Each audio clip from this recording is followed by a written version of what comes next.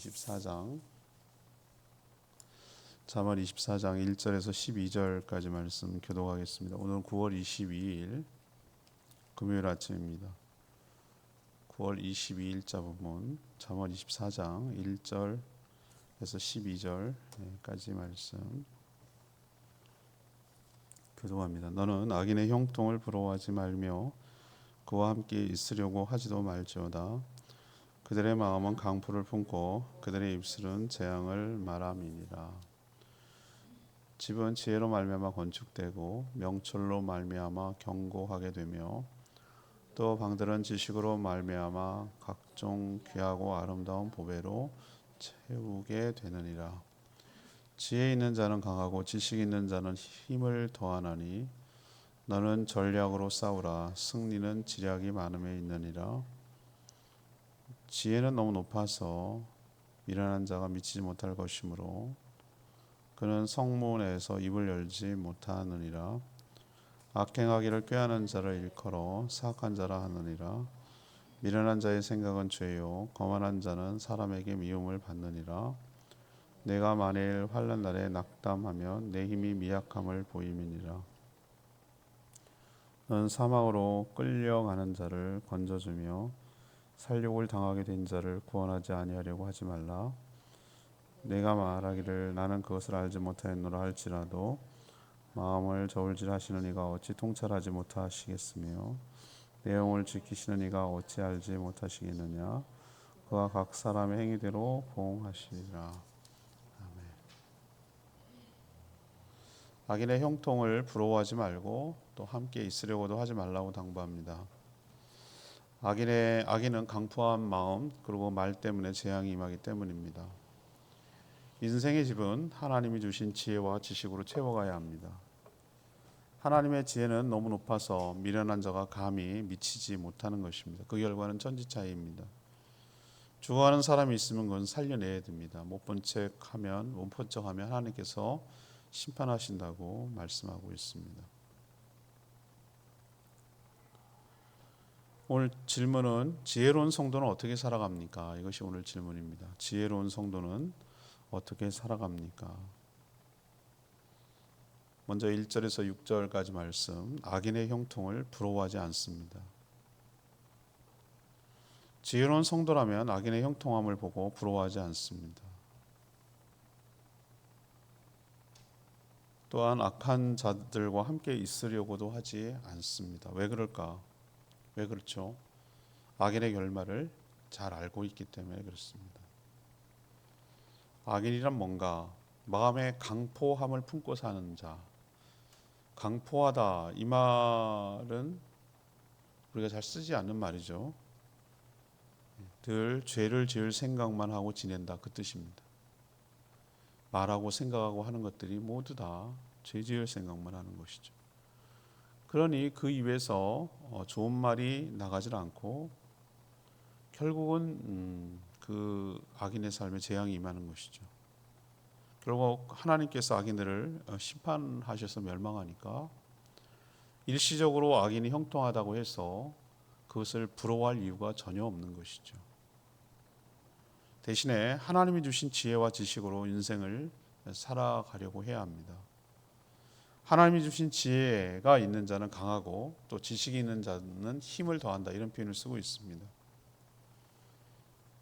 저도 그런 마음이 있지만 성도들이 악인이 잘 되는 것을 보면 우리의 신앙과 믿음이 흔들릴 때가 있어요. 저렇게 악하게 살아도 잘만 사는 것처럼 보이거든요. 저래도 되나 보다. 아니 뭐 괜찮네 뭐. 나만 바보 되는 거 아니야?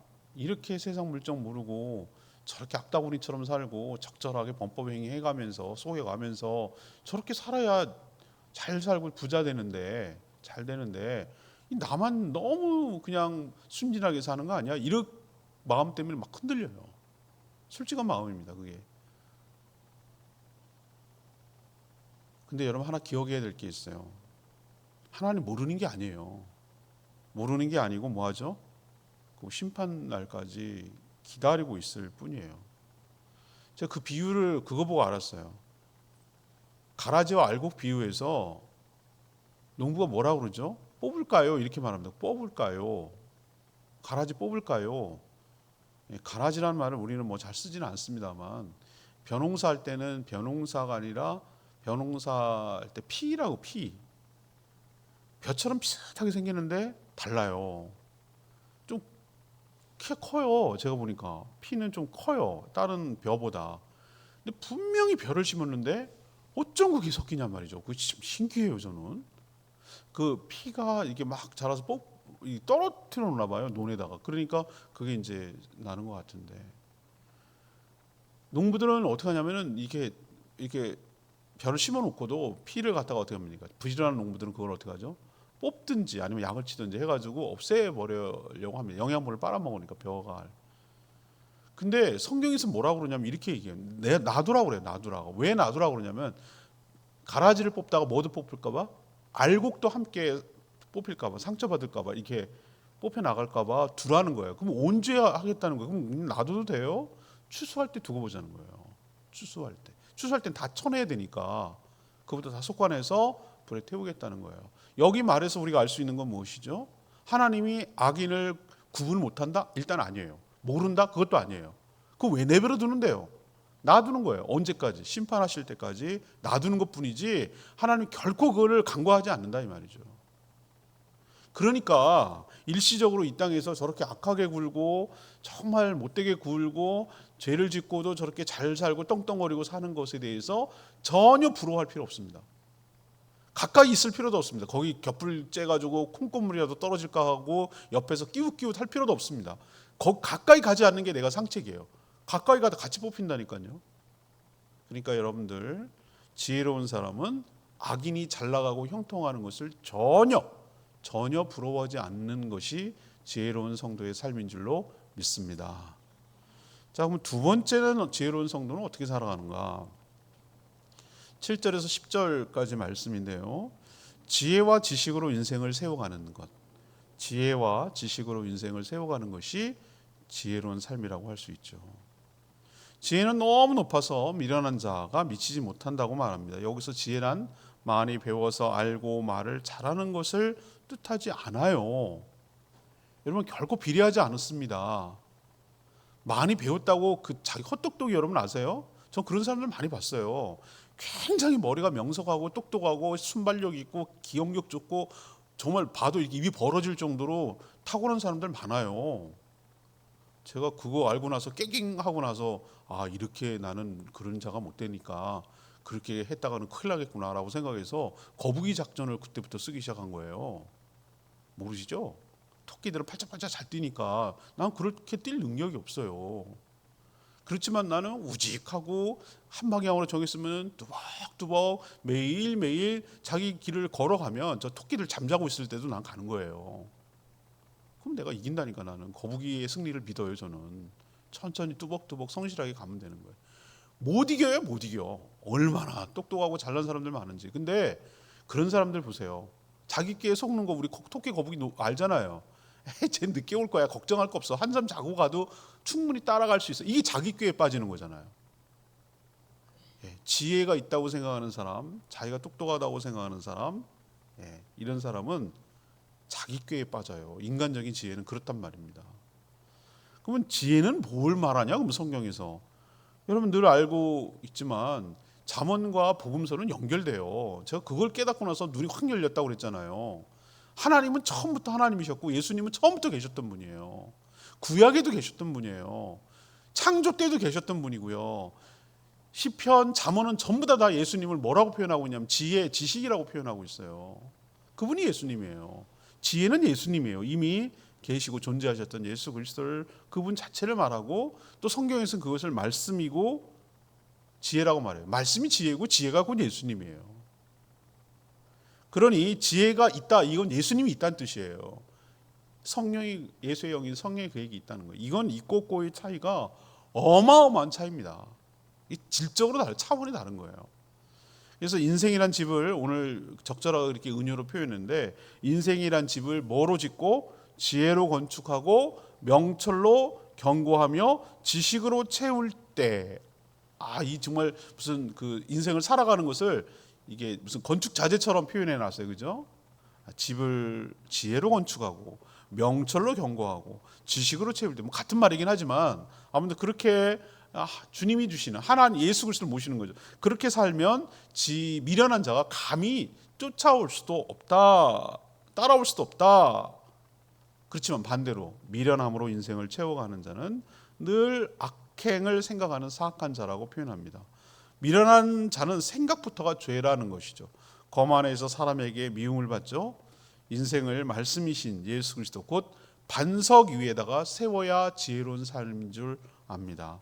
그래야 어려울 때 쓰러지지 않죠. 우리도 비유할 때 예수님이 반석 위에 세우라고 그러잖아요. 반석이고 누구겠어요? 말씀이신 예수 그리스도를 말하는 것. 그 위에다가 인생을 세워야 쓰러지지 않는다는 거예요. 영의 양식의 말씀을 늘 섭취하고 예수 그리스도를 믿는 신앙 안에서 살아가는 것. 이게 지혜로운 삶입니다. 처음에는 별 차이가 없어 보여요. 그렇지만 가면 갈수록 어떡합니까? 그 격차는 많이 벌어져요. 이걸 알고 지혜롭게 뚜벅뚜벅 주님 안에서 주님과 동행하며 살아가는 사람 이런 사람이 지혜로운 사람이고 지혜로운 인생인 줄로 믿습니다. 자, 세 번째는 뭐냐? 11, 12절 말씀이에요. 11절, 12절 말씀. 죽어가는 자를 구원하는 데 힘쓰는 사람. 이게 지혜로운 사람이에요. 지혜로운 성도는 사망으로 끌려가는 자, 곧 살육을 당하게 된 자를 그냥 두고 보지만 않고 그들을 건져내려고 애를 씁니다. 이게 지혜로운 사람입니다. 여기서 사망과 살육은 육신만 의미하지 않습니다. 전쟁이나 지독한 독재가 아니고서는 사망이나 살육을 위해 끌고 가는 경우는 드뭅니다. 근데 제주는 그런 일이 있었단 말이에요. 한 집 걸로 한 집, 두 집 걸로 한 집은 있었던 제주도의 사람의 9분의 1, 10분의 1이 죽었던 4.3 사건은 정말 어이없는 일로 끌려가 죽는 일이 다반사로 일어났던 때란 말이죠. 좀 어이없는 일로 죽은 경우가 너무너무 많아요. 참 무고한 사람들이 생명의 가치가 벌레 봐도 못하게 취급당할 때가 얼마나 정말 이 광기예요. 이념의 광기가 사람을 그렇게 잔인하게 죽인 거면서도 죄책감을 느끼지 못하는 그런 광기의 시대에 우리가 살았단 말이에요. 그 후유증이 아직도 제주도에는 길게 늘어져 있어요. 아직도 해결되지 못한 미완의 과제고 숙제예요. 그런 가운데도 사람을 살려내려고 했던 사람 있어요. 우리 저기 모슬포 교회 목사님 조 목사님은 정말 그 타협하고 죽이지 않게 해달라고 산 사람들이 와서 옷 달라 그래서 줬다는 이유로 몰려가지고 얼마나 죽는 일이 많았는지 몰라요.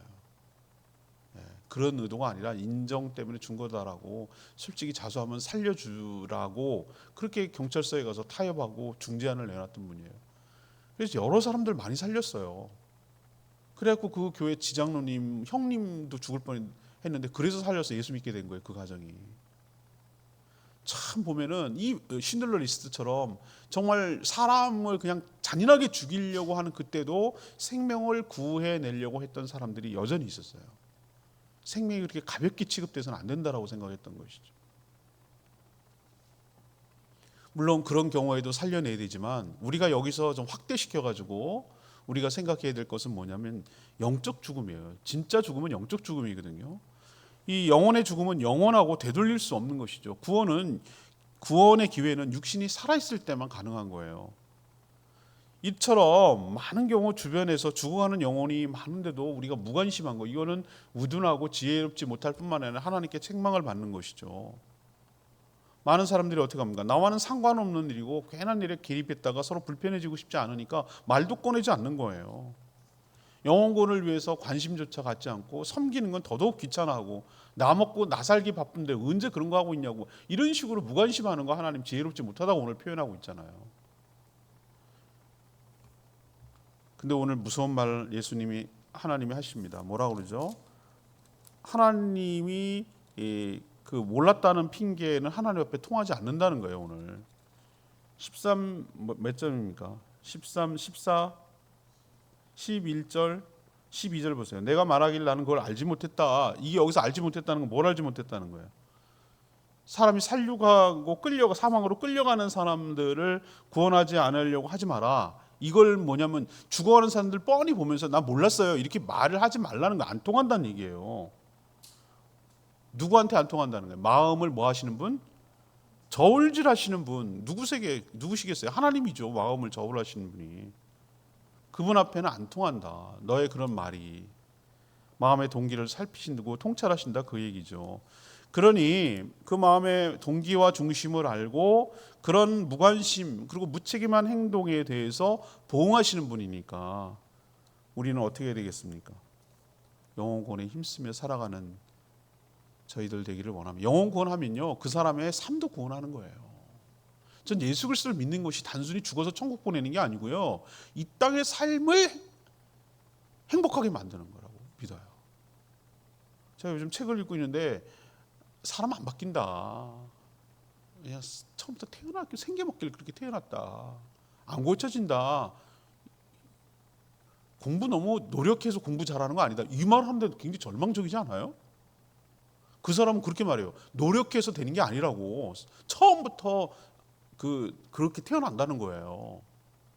야, 진짜 그거 얼마나 절망적인 말이에요. 근데 나는 그렇지 않다고 생각해요. 난 사람은 바뀔 수 있다고 봐요. 아니 바뀌는 게 아니라 다른 사람이 될 수 있다고 보는 거예요. 그거는 우리가 그래서 하나님은 고쳐 쓰는 게 아니고 하나님은 저 이 말 굉장히 정말 맞다고 생각했어요. 사람을 고쳐 쓰려고 그러니까 안 되죠. 생겨먹는 걸 어떻게 고쳐요? 고침이기는 어떻게 고치냐고. 원래 그렇게 생겼는데 그걸 어떻게 고치냐고. 그래서 하나님이 쓰는 방법이 뭐예요? 그건 죽고 예수 십자가에 못 박혀 죽고 성령으로 거듭나는 거예요. 거듭나는 거. 딴 사람으로 태어나게 만든다니까요. 하나님의 방법이 그거예요. 얘는 안 돼. 알아요. 이렇게 죄 가운데 사는 그 십자가 못 박고 죽어요. 딴 사람으로 태어나게 만들어요. 제가 왜 희망을 갖냐면은 맞아요. 이 세상에서 사람 고치기 힘들어요. 근데 하나님은 가능해요. 고치는 게 아니라 죽이고 딴 사람으로 태어나게 해서 거듭나게 해서. 그래서 저는 그거에 소망을 갖는 거예요. 복음의 능력이 있다. 하나님께 능력이 있다. 하나님은 새 생명을 주신다. 그래서 바꿀 수 있다. 좀 바뀐 사람들 수없이 많이 봤어요. 그 바뀌는 모습을 바라보는 것이 저의 기쁨이기도 하고요. 이번 주에 세례를 봤는데 그 보세요. 그 사람들 바뀌는 거. 여러분 그걸 어떻게 설명할 거냐고요. 바뀌잖아요. 여러분 눈으로 보잖아요. 저 사람이 원래 그랬던 사람이 아닌 거 알잖아요. 근데 예수 믿고 나서 정말 참을 줄도 알고 화를 절제할 줄도 알고 남을 도울 줄도 알고 이게 어떻게 가는 그런 사람이 아니었다니까요. 그런데도 바뀌는 걸 보고 와 그래 죽어가는 사람 뻔히 보면서 무관심하면 안 된다. 저렇게 새 사람 되어서 살 수 있는 게 있거든요. 길이 있거든요. 예수 만나게 해야 된다. 예수님 믿게 해야 된다. 그러면 바뀐다 라고 우리가 소망을 가지고 게으르지 말고 낙담하지 말고 포기하지 말고 끝까지 관심을 가지고 영혼 구원에 힘쓰는 저와 여러분 되기를 소망합니다. 하나님 그거 보신다고 그러잖아요. 그게 지혜롭게 사는 거라고요.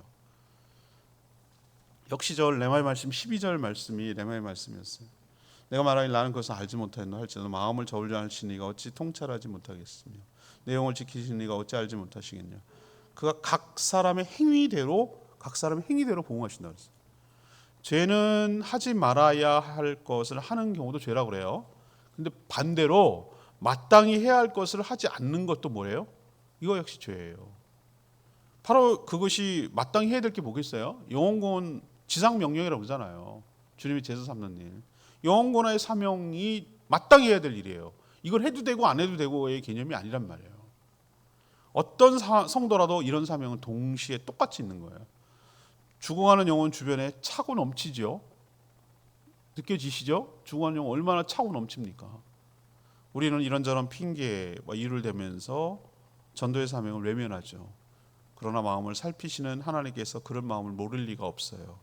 그런 영혼구원의 사명을 위해서 살아가고 힘쓰는 저와 여러분 되기를 소망합니다. 오늘 질문이 뭐였습니까? 잠언 자주 얘기하는 거죠. 지혜로운 성도는 어떻게 살까? 첫 번째는 악인의 형통을 뭐하지 않는다? 부러워하지 않는다. 잘 나가는 게 아니다. 하나님 끝에 가봐라 이거예요. 사람은 관뚜껑 닫아봐 있고 하나님 앞에 서봐야 인생 안다. 지금은 모른다. 과정 중에 있다. 함부로 판단하고도 부러워하고 거기 끼지 마라. 같이 죽는다. 하나님 모를 리가 없다 이거예요. 마음의 중심을 보시는 분이. 두 번째는 뭐예요? 인생을 집 짓는 것처럼 지혜와 지식으로 인생을 세우라. 여기서 지혜와 지식은 예수 그리스도예요. 성령 충만함으로 말씀으로 인생을 세울 때 반듯하게 튼튼하게 서가게 될 줄로 압니다. 세 번째는 뭐 하라는 거예요? 죽어가는 자 영혼권에 힘쓰라고. 육신도 그렇고 영혼도 그렇고 그렇게 살아가는 것이 지혜로운 삶일 줄로 믿습니다. 저희 모두가 지혜로운 삶을 살게 되기를 축복합니다. 찬송가 325장 찬양집 325장 부르고 기도하겠습니다.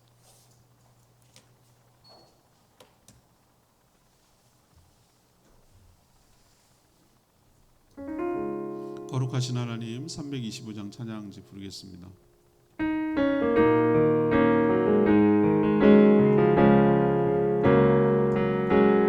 거룩하신 하나님, 거룩하신 하나님,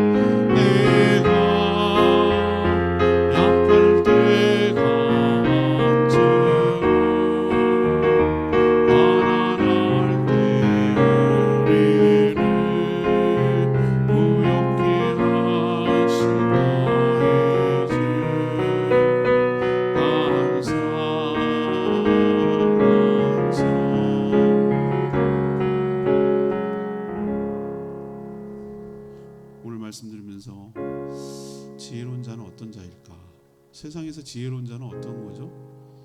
재테크 잘하고 처신 잘하고 뭐 이런 사람을 저 사람 지혜로운데 말 잘하고 아는 거 많고 그걸 지혜롭다고 그러잖아요, 세상에서. 근데 성경에서 말하는 지혜는 전혀 달라요. 악인의 형통을 부러워하지 않는 게 지혜인 줄로 믿습니다. 그 결과를 너무 잘 알기 때문에 하나님 경외하고 두려움으로 살죠.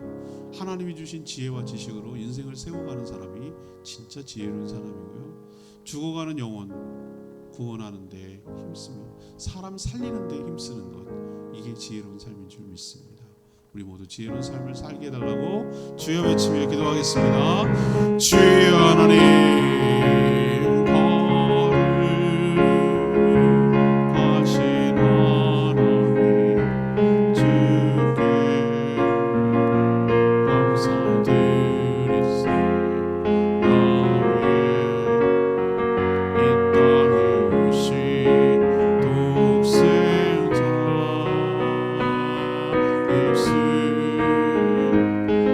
나의 마음 가운데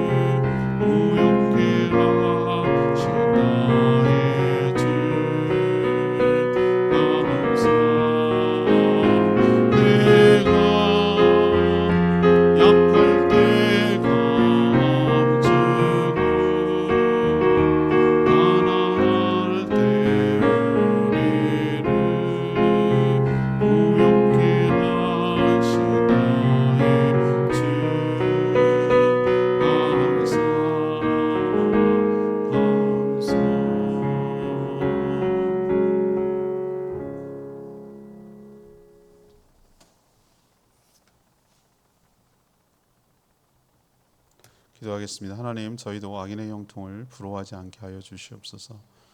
악한 자들과 함께 있지도 말게 하여 주시옵소서. 그 결말이 재앙이며 심판이기 때문입니다. 대신에 하나님이 주신 지혜와 지식으로 살아가는 저희들 되게 하여 주시옵소서. 하나님의 말씀이자 예수 그리스도가 지혜이자 지식인 줄 믿습니다. 또한 죽어가는 자들을 뻔히 보면서도 알지 못했다는 핑계를 대며 영원의 전도에 무관심하지 않게 하여 주시옵소서. 하나님께서는 마음의 동기를 살피며 각 사람의 행위대로 심판하실 줄 믿습니다. 그러니 늘 주변에 죽어가는 자를 살피며 영원에 힘쓰며 살아가는 저희들 되게 하여 주시옵소서. 오늘도 간구하는 기도 주님 들어주시고 주님과 동행하는 복된 하루 되게 하시며 모이는 모든 목장들마다 축복하여 주시옵소서. 성도들의 일터와 직장 가정을 축복하시고 평안케 하여 주시옵소서. 주님 손에 모든 것 맡기며 예수 그리스도 이름으로 축복하며 기도합니다. 아멘. 오늘 하루도 주님 은혜 가운데 살아가는 복된 하루 되길 축복합니다. 충분히 기도하고 하루 시작합니다.